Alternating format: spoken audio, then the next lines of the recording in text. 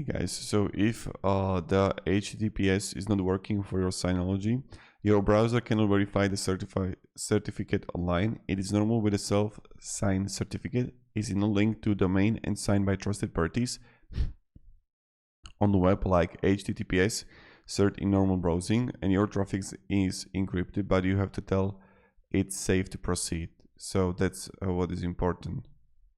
Also, browser-only trust certs issued by well-known public certificate authorities or other CAs that have been manually added. The default cert installed DSM is self-signed, does not automatically trust that. This is normal and expected behavior and does not represent a security problem.